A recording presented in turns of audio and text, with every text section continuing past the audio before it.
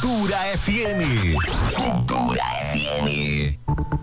Você já sabe, mas não custa lembrar. Use racionalmente máscaras descartáveis para evitar desperdício. Ou seja, apenas em caso de sintomas respiratórios ou gripe. Coronavírus. Prevenir é o melhor remédio. Cultura FM. Tamo juntos. Sempre juntos. Você está ouvindo Cultura Agro.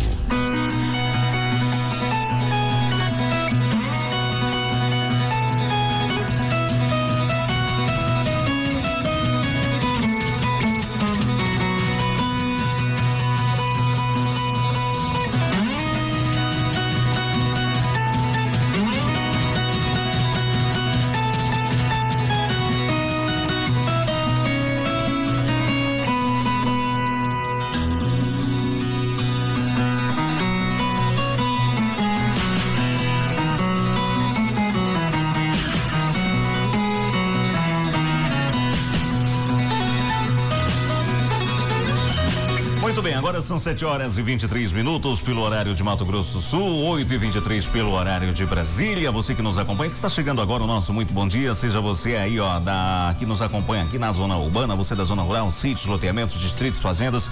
Muito bom ter você aqui acompanhando nossa programação.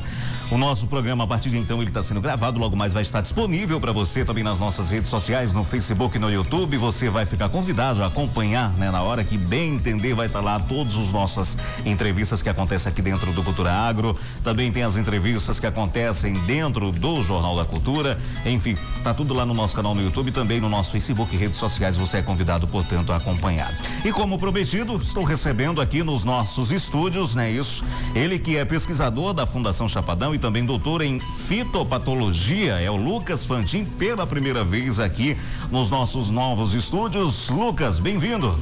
Bom dia. Muito obrigado, bom dia, Adriano, bom dia a todos os ouvintes. É sempre uma honra estar aqui na Cultura, estar aqui com vocês, conversando um pouquinho sobre os assuntos agro, e vocês estão de parabéns em relação a esse estúdio, porque está muito bonito. Obrigado, Lucas, obrigado. Bem-vindo mais uma vez, tá certo? Muito bom receber você aqui.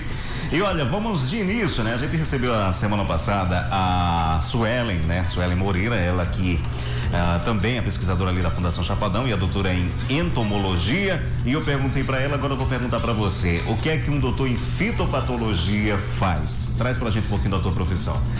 Bem, ótimo, essa é uma boa pergunta, porque quem não é da área, até às vezes quem é da área também não sabe exatamente,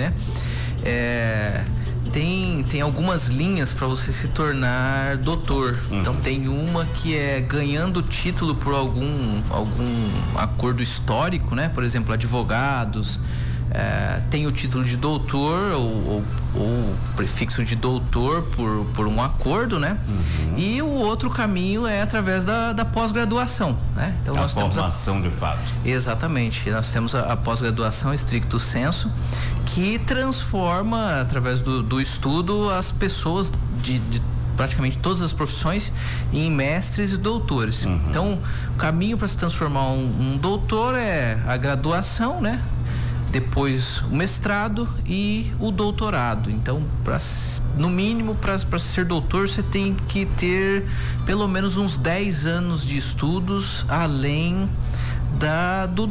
do colégio normal, Vamos dizer assim, E um doutor em fitopatologia, ele trabalha com doenças de plantas. Então, a palavra patologia vem de doenças, E fito vem de planta. Então, quando a gente une essas duas palavras, o prefixo fito com patologia, é a ciência que estuda doenças de plantas. E aí, dentro das doenças de plantas, a gente pode destacar que tem vários motivos para uma planta ficar doente. Não é só fungo, bactéria, mas o próprio sol pode deixar a planta doente, nutriente em excesso ou nutriente em falta pode deixar a planta doente. Então tem uma série de coisas que deixa a planta doente. E tudo isso um fitopatologista estuda, que no caso é a minha formação.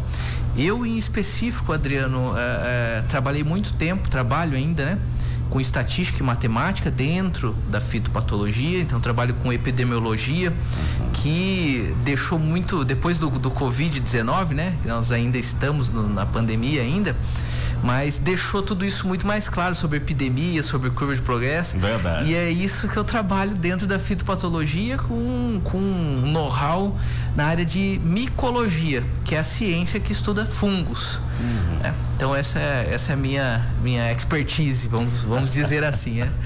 Perfeito, Lucas. Vamos então, eu fiz essa mesma pergunta para a Sueli também semana passada. Eu gostaria de saber de você, haja vista, né, que o assunto que será tratado tem um pouquinho mais a ver com o seu setor de pesquisa, que foi justamente o tour da soja que aconteceu recentemente. Que balanço você, como pesquisador, mais voltado inclusive para as doenças que atacam a lavoura da soja, pode fazer do tour que aconteceu?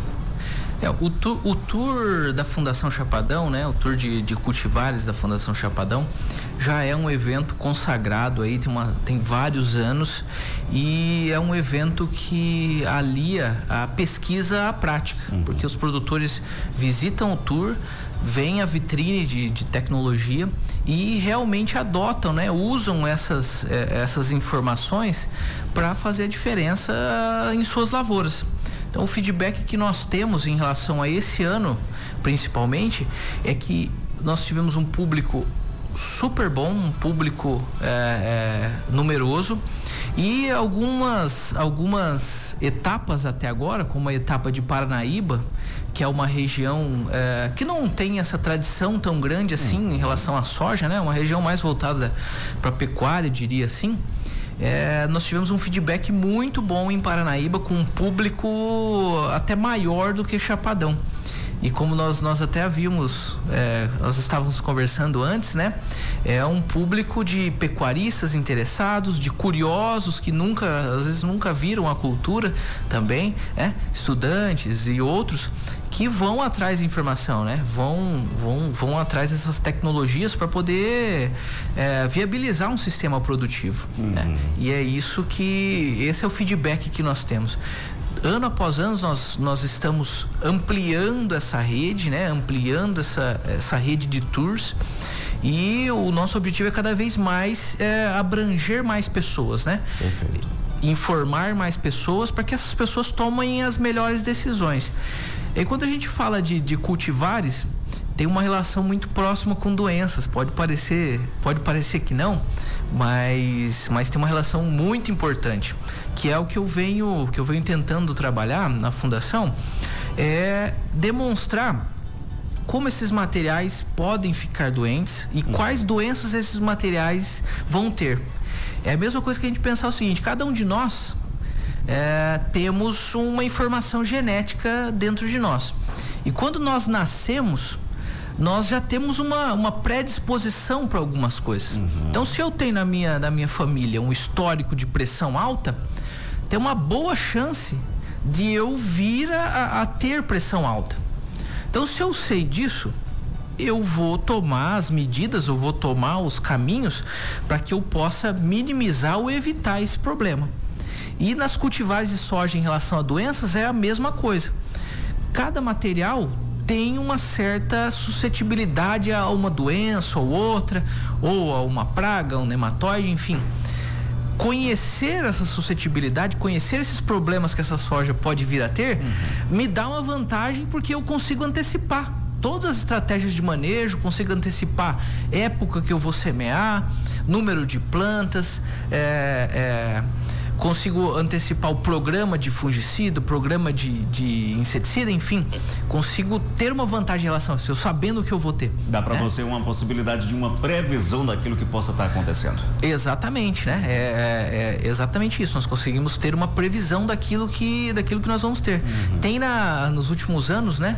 Tem um exame que você consegue fazer, acho que nos Estados Unidos e na Europa, que você faz uma leitura do seu DNA, e você já consegue descobrir quais doenças você vai ter no futuro. Então, o seu DNA já mostra isso, né? Então, é mais ou menos isso, mas nós fazemos isso visualmente, né? Para as cultivares. E isso dá uma vantagem muito grande. O produtor consegue, com essas informações que já foram disponibilizadas, né, para os nossos associados, ele consegue planejar muito melhor as ações. Então, ele consegue gastar mais energia em uma ação que vai realmente fazer a diferença, né? Então, o que eu costumo dizer é o seguinte: se você tem pressão alta, Você tá doente, tem alguma coisa, tem conjuntivite, por exemplo. Se você não sabe o que você tem, você vai tomar remédio de tudo. Você vai tomar anti-inflamatório, você vai tomar analgésico. Se alguém falar, não, mas eu acho que está com pressão alta, vai tomar remédio para pressão alta. Começa a automedicação sem saber o que de fato tem. Exatamente. Então você não sabe, você vai atacar tudo. Agora, se você sabe o que você tem, você já vai direto na fonte, né? Exato. Você vai, tem uma conjuntivite, então vou tratar dessa forma, nesse local, enfim.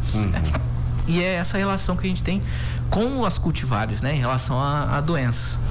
Perfeito. Pegando então, vamos direto para uma cultivar, portanto, em especial, que é a soja. A soja hoje é a principal oleaginosa anual produzida e consumida no mundo, né? E o principal produto do agronegócio brasileiro também, né? Com diversos e inúmeros países exportando esse produto aqui do Brasil. Recentemente, ali no final de janeiro para início de fevereiro, foi detectado, né? Isso, a questão da ferrugem asiática na soja aqui em Chapadão do Sul. E aí eu pergunto para você, né? Você está totalmente ligado a isso. A princípio, o que é a ferrugem da soja para quem está nos acompanhando? Para os leigos, assim como eu também sou. Explica pra gente. Não, ótimo. A ferrugem da soja é a principal doença que nós temos na soja, né? Então, se a gente pudesse fazer uma analogia, seria talvez a gripe. Todo mundo acaba tendo gripe todo ano. Então a ferrugem da soja é como se fosse a gripe, só que numa escala muito maior e muito mais agressiva. Já tem pelo menos uns 20 anos, né? 2 décadas que nós temos problemas com a ferrugem. Tá? A ferrugem até 2001, ela não ocorria no Brasil, essa doença. Tá? Então, a partir de 2001, 2002, na região oeste do Paraná, né? Noroeste do Paraná, os primeiros casos foram identificados de forma epidêmica, e aí, a partir de então, a doença tomou proporções continentais, né? Hoje, tem relatos de ferrugem no continente da América do Sul inteiro, tá? Em alguns locais mais ou menos importante, mas em todos os locais ela causa danos na produtividade, ela causa redução de produtividade. E talvez por isso é que ela seja tão importante. Só para você ter uma dimensão assim, Adriano, do quanto é isso, né? Algumas estimativas entre 2004 e 2010 por aí estimavam um custo com a ferrugem asiática de 2 bilhões e 200 de dólares, né? Se a gente fizer essa conversão hoje, passa de 10 bilhões de reais. Tá? Isso só com uma doença, né?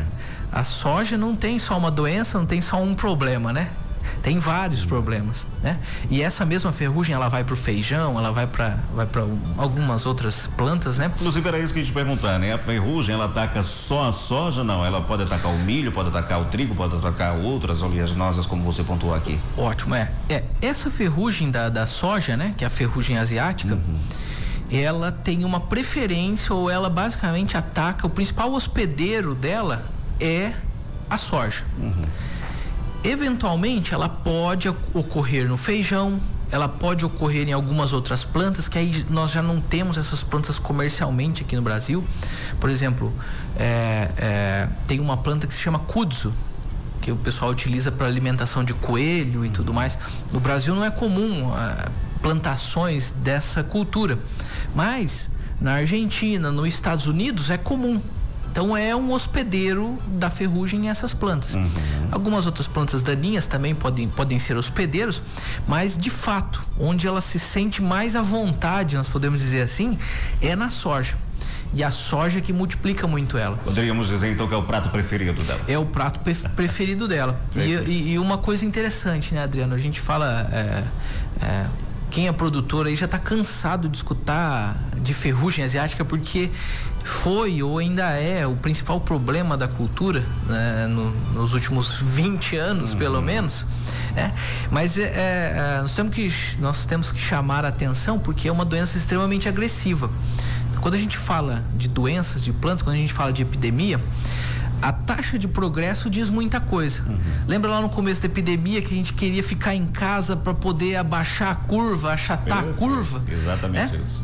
O objetivo era esse, né? Evitar ou diminuir o progresso da doença. Ainda não se sabe, ou tem estudos que dizem uma coisa, estudos que dizem outra, se realmente abaixou ou não. Mas no caso da ferrugem, ela tem um progresso muito rápido. Imagina só que você vai colocar R$1, vai investir R$1 no banco. Em 30 dias, uma taxa de juros normal de banco, vamos dizer assim, uma taxa de poupança, você vai ter R$1 e nenhum centavo, né? No caso da ferrugem, um esporo, ou podemos fazer uma analogia com uma semente, em pouco mais de 30 dias você tem 1 milhão. Então a taxa de progresso da doença, o quanto ela se multiplica é muito grande. Imagina só, de 1 você passa para 1 milhão. Imagina de 1 milhão. Se você investe 1 milhão, imagina o quantos bilhões que você não tem num curto intervalo de tempo. Porque 30 dias, dependendo da cultura, por exemplo, o algodão mesmo, não é uma cultura que a doença ataca, mas para o algodão 30 dias não é nada. Para a soja, 30 dias já é um período razoável. Mas isso já é suficiente para causar danos que nós já vimos aí, o produtor já viu aí danos de 70%, 80% em produção, né? Tem autores, tem pesquisadores que relatam aí danos até de 90 e tantos % na produção. Ou seja, a produção, no caso, dependendo da agressividade aí, e é o que você me pontuou, a agressividade ela é muito alta, pode chegar então a uma perca total da produção daqui do produtor. Praticamente, vamos dizer, se o produtor estava esperando colher 70 sacos, se ele tem uma epidemia severa de ferrugem, ele vai colher 7, ele vai colher 10 sacos. Né?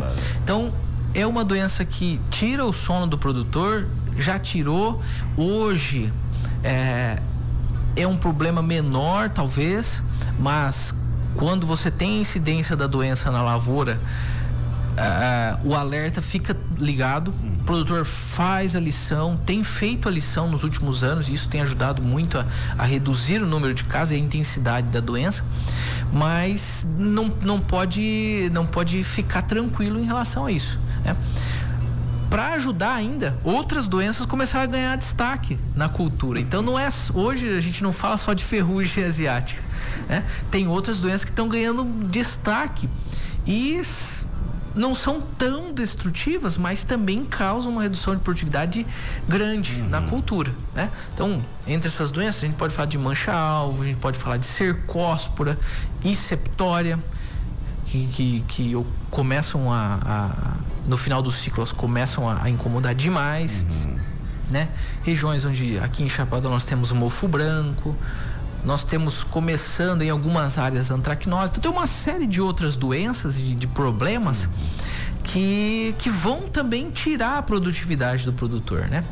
Então, tudo isso a gente pode manejar, nós temos soluções, nós temos tecnologia para isso e ficamos numa constante evolução em relação a isso, um número constante de estudos que ano após ano vai surgindo um problema diferente, vai surgindo uma situação diferente, e a gente precisa investigar isso. Perfeito.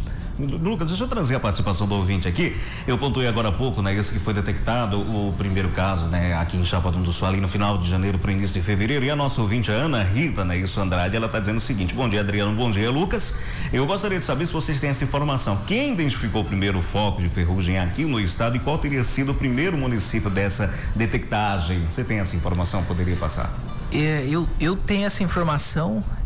O primeiro município foi Chapadão do Sul. Foi Chapadão mesmo? Foram nós da fundação que identificamos.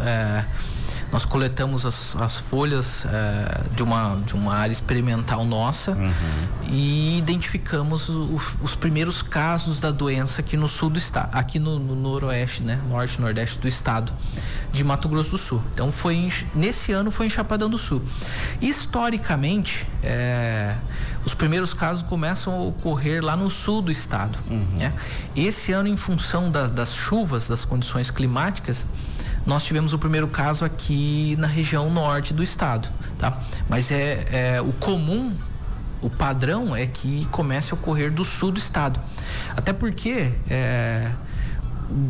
um dos grandes disseminadores ou dos multiplicadores de ferrugem no Brasil é o sul do país, né?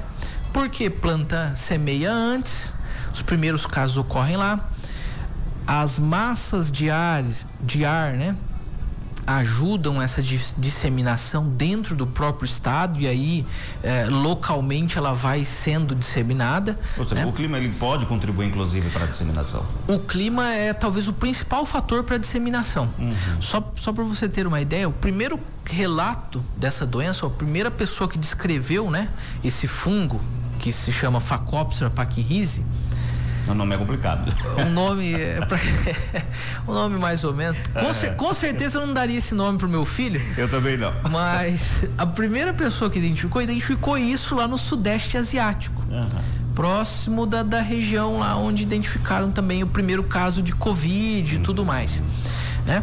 Então, identificaram lá em 1902. E até uma coisa interessante aqui. Identificaram esse fungo causando problema na planta, né? Ele infectando a planta. E a planta em que ele foi identificado se chamava Phacpa, que é uma planta que nós temos aqui na América do Sul também. Né? Mas, enfim, foi identificado nessa planta chamada Phacpa. E aí, enfim, tudo que você identifica em algum local, você atribui o nome parecido com isso. Então, por ser identificado numa planta chamada Phacpa, deram o nome de Phacopsora e pachyrhizii, que é a espécie dela, né? Mas tem essa ligação. Então, de 1902 até hoje, essa doença, né? Ela teve que sair do Sudeste Asiático, ela viajou de alguma forma, e aí a pesquisa mostra ou indica que a forma mais provável disso ter acontecido foi através do vento. Então, o celular do Sudeste Asiático veio viajando pelo vento, foi disseminada pela África, e aí da África, de 1940 e alguma coisa, 48, 49, ela, que foram os primeiros casos na África, ela foi disseminada até a América do Sul. Uma coisa importante que a gente precisa falar, e todos os livros manuais, você vai ver que os primeiros casos de ferrugem asiática no Brasil ocorreram em 2001, 2002. E na verdade não foi isso, tá? Os primeiros casos de ferrugem no Brasil ocorreram na década de 80, em Minas Gerais. Olha. Só que tem um porém. Na década de 80 ela não ocorreu de forma epidêmica. Ela foi ocorrer de forma epidêmica, que é o que nós vimos agora na nossa pandemia, né? Que é uma epidemia. Que é uma epidemia numa escala maior, né?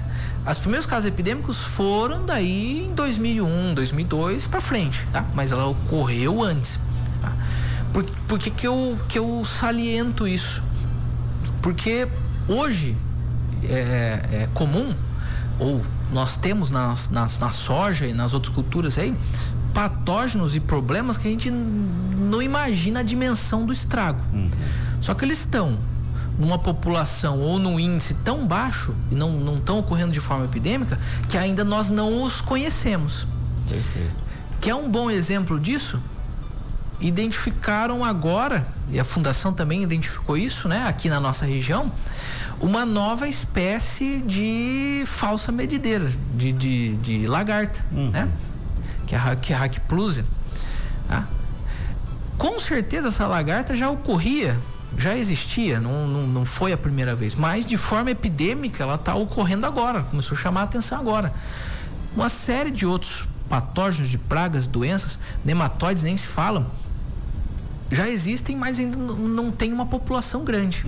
Como também com certeza o vírus, né, causador da Covid, ele também já existia, ele não ocorreu, não foi em 2019 que criaram o vírus e tudo mais. Sim. Esse vírus já devia existir desde os primórdios da humanidade, mas de forma epidêmica ele foi ocorrer em 2019. Quando tomou grandes proporções e tudo mais, né? E poderia haver essa possibilidade, inclusive, muito antes ali da década de 80, né? Havia justamente a questão da ferrugem, porque vamos dizer que começou ali no Brasil, né? Um processo de cultivação, né? Da soja lá para a década de 40 ainda também. Exatamente. Possivelmente, pode ser que nós já tenhamos o fungo aqui muito antes disso, né? Mas como nós não temos registros ou não temos relatos, provavelmente Isso pode não ter acontecido, mas existe a possibilidade, né? O bom da ciência, Adriano, é que o que nós sabemos hoje não é a verdade, né? O que nós sabemos hoje é o que nós sabemos hoje, é a realidade de hoje. Amanhã pode mudar. Sempre pode haver uma nova verdade dependendo da pesquisa, e a ciência está aí para isso. Exatamente, graças a Deus a isso, porque a cada dia a única verdade que a gente tem é Deus, né? Mas todo dia tem uma coisa diferente. E a todo dia nós enfrentamos uma dificuldade diferente, e cada vez mais a pesquisa faz a diferença, mostra os caminhos para que a gente não volte a cometer erros que nós já cometemos. Então é um processo de aprendizagem diário e contínuo, né? Que nunca vai acabar. Perfeito, Lucas, vamos entrar aqui. A gente começa a bater papo aqui, o tempo voa, quando a gente olha ali, daqui a pouco está acabando. Mas enfim, de uma maneira bastante local, né? De que maneira você, como pesquisador, entra em campo para tentar identificar aí essa questão da ferrugem na soja, de que maneira ela pode, né, enfim, agredir de fato a soja? Como é que vocês podem perceber isso? De que maneira isso pode ser prevenido, né? Vocês podem contribuir para que ela não venha causar tanto desastre para o produtor. Tá, ótimo. Essa talvez é uma das principais questões, porque necessariamente nós não precisamos ter nível zero de tudo, né? Essa é uma verdade. Mas com as produtividades que nós temos hoje, um pouquinho que a gente tem de doença ou de dano já impacta na produtividade, tá? Então, formas de prevenir a entrada, o início da doença, são principalmente através do uso de fungicidas. Então essa é a principal medida, tá? Depois acaba sendo os fertilizantes, os produtos químicos, enfim. Exatamente, né? Então, via de regra, assim, nós podemos dividir as estratégias para a gente controlar, para a gente minimizar ou controlar essa doença, em dois caminhos, né? Um caminho é antes do produtor semear a cultura dele. Então ele já faz o manejo de ferrugem antes dele semear a cultura. E o outro caminho é depois que a cultura já está instalada, né? Já foi semeado, tá? Antes de semear a cultura, o produtor contribui controlando a ferrugem através do vazio sanitário, então não mantendo plantas vivas durante a entre-safra, que isso é regulamentado por lei, né? Tem um decreto que regulamenta isso, tem uma questão de multa e tudo mais. Aqui a gente vai abrir uma aspas e vamos deixar claro, porque a gente acompanha, enfim, matérias o tempo todo, a gente aqui na nossa região específica, né? Então, para o leigo que está acompanhando, o vazio sanitário é o fato de não manter plantas vivas naquela área que será cultivada a soja futuramente. Isso não manter plantas vivas na federação, né? No estado. Então, o vazio sanitário foi criado em 2009, 2010, e com esse objetivo de eliminar essas plantas que são hospedeiras do fungo. E uma coisa que a gente não comentou, mas esse fungo, ele é classificado como um fungo biotrófico. O que significa isso? Ele precisa de um hospedeiro vivo para ele poder sobreviver. Então a gente aprende na escola lá que no solo tem um monte de micro-organismos decompositores de matéria orgânica que ciclam os nutrientes e tudo mais. Esse não é esse tipo de fungo. Ele não consegue sobreviver no solo. Ele não sobrevive na matéria orgânica. Ele sobrevive em planta viva. Ele precisa da planta viva. Tanto é que ele praticamente escraviza essa planta por um longo período de tempo, porque ele precisa dela viva para ele sobreviver. Então, se ele matar ela, acabou para ele, né? Então, o que pensaram na época? Se o fungo só sobrevive em planta viva, vamos eliminar as plantas num período do ano, que aí não vai ter onde o fungo sobreviver, cai lá embaixo o número de fungos. Então, vazio sanitário é isso, eliminar. A questão é, nem todas as federações, né, nem todos os estados brasileiros tinham essa regulamentação. Inclusive nossos vizinhos, Bolívia, Paraguai e Argentina, também não tinham. Bolívia e Argentina ainda não tem. O Paraguai instalou o vazio sanitário, né? Então, tudo isso contribuía para a gente ter, no meio do ano, fungos sobrevivendo lá, né? E alguns estados também. Rio Grande do Sul era um estado que não tinha vazio sanitário, né? Então o vazio sanitário é uma. Você já reduz lá embaixo o número de esporos, né? O número do fungo que vai começar na próxima safra. Então o produtor já começa a fazer o manejo aí da ferrugem asiática. O outro é o seguinte: nós sabemos que aqui em Chapadão do Sul a ferrugem começa a ocorrer aí, historicamente, né, nos últimos anos, ela começa no meio de janeiro para frente. Então, se eu conseguir semear na primeira janela de outubro ou até setembro e colher no finalzinho de janeiro, eu consigo escapar da ferrugem. Então, essa é uma outra alternativa, né? Semear na primeira janela de semeadura possível. E junto com isso, tem a escolha do meu material, que aí entra o Tour da Soja para poder ajudar nisso, que mostra os materiais com diferentes ciclos, com diferentes grupos de maturação, que vão persistir no campo ali por 100, 105, 110, 115, enfim. O produtor consegue manejar isso e consegue escapar. Então tudo isso antes do produtor semear a cultura. Uma outra estratégia é o seguinte: já é comprovadamente, plantas bem nutridas, né, tem um maior poder de lutar contra doenças, contra outros patógenos, enfim, nematóides, pragas. Então, corrigir o solo, manter um solo com uma boa fertilidade, também é uma das estratégias. Não é uma estratégia direta, não vai o solo vai matar o fungo, mas ele vai ajudar a planta a se defender daquilo, né? Então, o solo bem manejado, saturação de bases, tudo equilibrado, é também uma das estratégias para você minimizar os danos da ferrugem, né? Então, tudo isso é antes do produtor semear a cultura. Então, ele escolheu a época de semeadura, ele não plantou soja na entre safra, ele escolheu a cultivar bem escolhida e ele manejou a sua área em relação à fertilidade e adubação. Então, tudo isso. Depois que a cultura está instalada, a única e talvez a principal medida é o uso de fungicidas, tá? Fungicidas, bioestimulantes, enfim, tudo isso ajuda no manejo, mas de fato o que tem poder no fungo são fungicidas. E aí, dentro dos fungicidas, né, temos fungicidas químicos sintéticos e fungicidas biológicos, que são uma realidade, já no contexto agrícola brasileiro. São o uso de fungicidas biológicos, já agentes de controle biológico, tá? Então, depois que a cultura está instalada, tem basicamente esses dois caminhos, tá? Eu diria que as medidas antes da semeadura são tão importantes ou até mais importantes do que as medidas após a semeadura.